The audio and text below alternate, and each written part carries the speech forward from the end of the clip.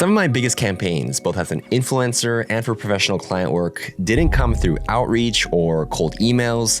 They came through spec projects. But here's the thing, not all spec projects are created equal. A lot of people make spec projects, you see them all the time on YouTube, but they don't really move the needle. And there's a few reasons for this. So in this video, I wanted to break down what makes a good spec project, good meaning something that'll actually attract clients, and how to use spec projects strategically to build the career that you envision for yourself. Okay, so first up, let's quickly define what a spec project is. A spec piece is a self-initiated and usually a self-funded project, either in photography, videography, can really any realm, where you go out and you create a piece that could be branded or looks like it's branded by a company. Basically, think of it as a project that is commercial caliber, but it's just not sponsored by anybody. Don't think of it as fake work. Think of it as a creative prototype. Proof that a brand, if they actually reached out to you, that you could go ahead and execute their project. The goal is to demonstrate capability, taste, and direction in a way that appeals directly to the kind of clients that you want.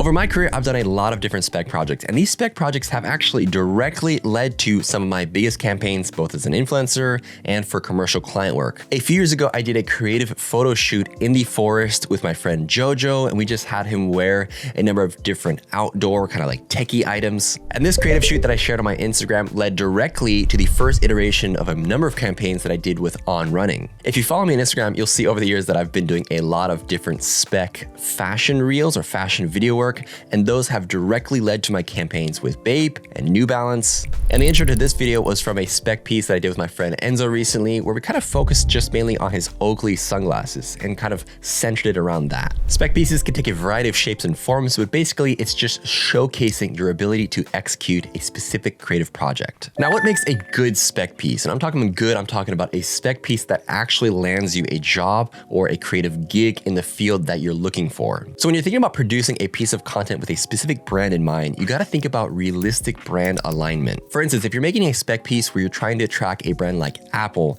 your piece should align with their overall brand ethos, their brand theme. It should be clean, it should be minimal, and obviously it should be centered around tech. It should be something where Apple would actually sponsor. Some key tips are to study tone, sound design, pacing, tempo. You can even look at like typography, color grade, all these small details that are really attract the specific brand that you're trying to reach out to. One hurdle point that a lot of people get when they think about spec pieces is they think they have to have like this huge budget or this huge crew, or they have to make it this some sort of like client commercial level production, where in reality, the budget of your spec piece really doesn't matter. A lot of my spec pieces are done in really small crews. Sometimes it's just myself, sometimes it's just me and one or two other people. And the great thing about spec pieces is that they're not a lot of pressure. You can do that under your terms. You can do this in whatever fashion that makes you feel most comfortable. You should fully take advantage of the full creative flow and the lack of oversight, specifically in like the editing process, where you can really execute your creative vision and do it exactly the way that you like. One thing that I see often, especially when I see a lot of spec pieces on the internet or on YouTube specifically, is that oftentimes they lack a lot of personal branding or personal touch. What I mean by this is that if you go ahead and just mimic or copy the theme or style of content that a brand is already putting out, there's no real reason for them to go ahead and reach you. What you want to do is go ahead and take a brand ethos and a style of content and add on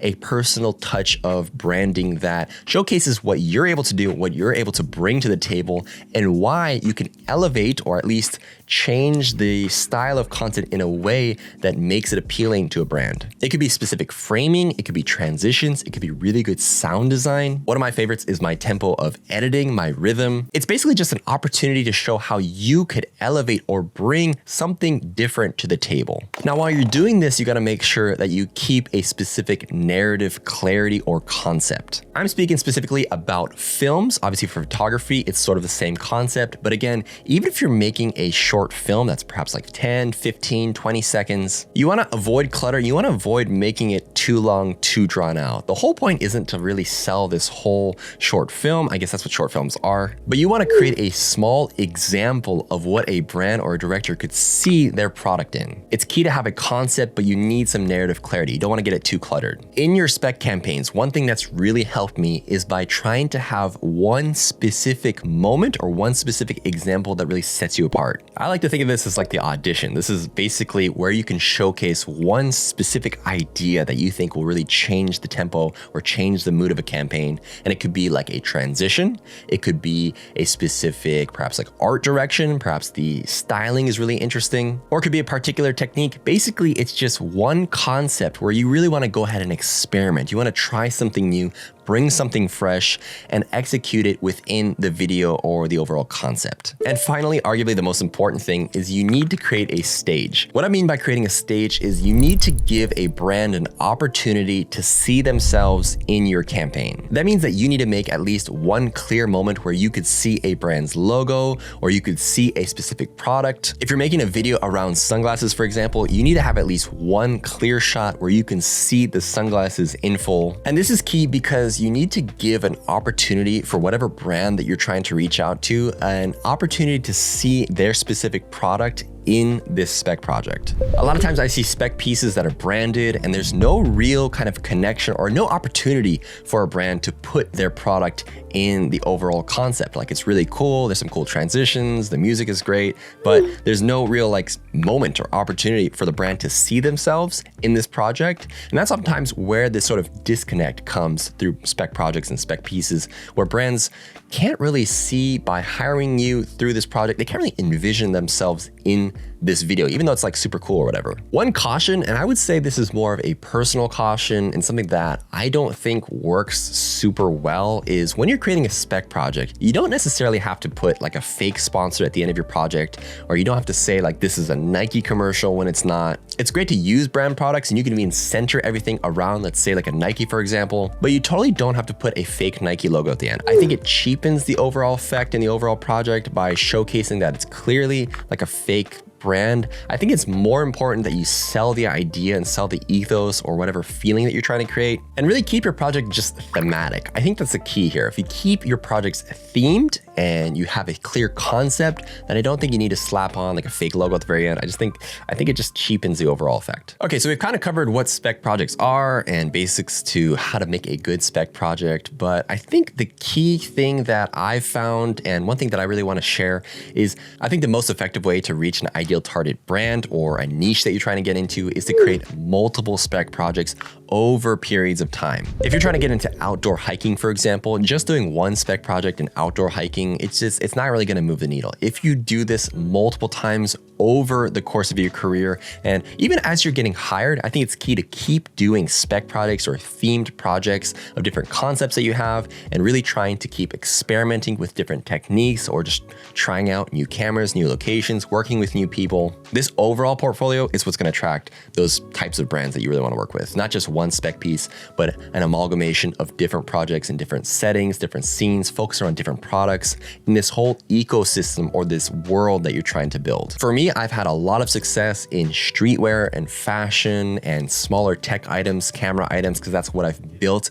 my overall portfolio in. But as I move into the next chapters of my life, a couple different areas that I would like to build out some more spec pieces would be, I would say, like outdoor content, outdoor camping, outdoor hiking. I think as my personal interests get more into that realm, I like to actually shoot and create more pieces centered around those themes. And in the future, I'd like to do more client work, more even social work built around these worlds. So it's always just an ongoing process. It's never just you're going to create one spec project, it's going to be a banger, and you're going to get a bunch of different clients. It just doesn't work that easy, that smooth. Over time, as you build out your different spec projects, as you keep continuing to experiment, that's where the fun, that's where the paid client gigs, both as even just like as a content creator, or if you're working in the client world, you know this very well. That's sort of the flow that you have to start getting into, and it just comes naturally once you get into the rhythm. Spec pieces are a lot of fun. I do them all the time. I highly recommend them. If you have any questions on specific things that are really holding you back, maybe some sort of like personal or gear barrier that you have that perhaps holds you back, or you feel like holds you back from going out and creating the level of spec piece that you have,